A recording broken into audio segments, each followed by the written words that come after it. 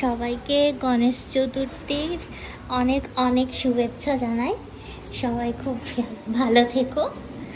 আচ্ছা, এই হচ্ছে আমার ঠাকুমার ঠাকুরঘর ছিল এটা আগে আমাদের, তো এটা বন্ধ হয়ে পড়েছিল, আমি তোমাদের আগের ব্লগে বলেছিলাম।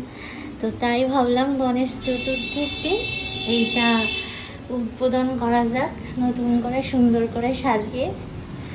তো ছোট্ট করে একটা আমি চেষ্টা করেছি মানে সাজানোর ঘরটাকে, এখনো পুরোপুরি ডেকোরেট হয়নি, তো যেইটুকু করেছি সেইটুকুই তোমাদের সাথে শেয়ার করছি।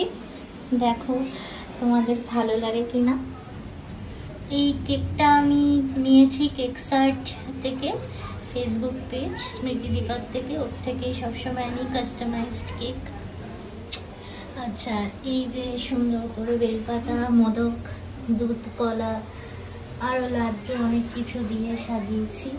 এই গণেশটা কালই কিনেছি, আর এই দুব্বর মালাটা আমি বুনেছি নিজের হাতে। তো এই সুন্দর করে ফুল মালা দিয়ে সাজিয়ে নতুন বস্ত্র পরিয়ে একটু ছোট্ট করে পুজো দিলাম। আর এই ছোট্ট ঠাকুর ঘরটা, এখান থেকে বাইরের জানলাটা দেখা যাচ্ছে। একটু আগে বৃষ্টি পড়ছিল, এখন আবার রোদ উঠেছে। তো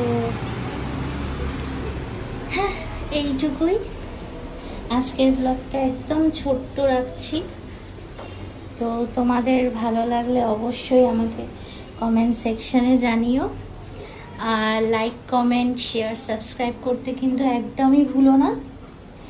দেখা হচ্ছে তোমাদের সাথে পরের ব্লগে। ততক্ষণে সবাই সুস্থ থেকো, ভালো থেকো।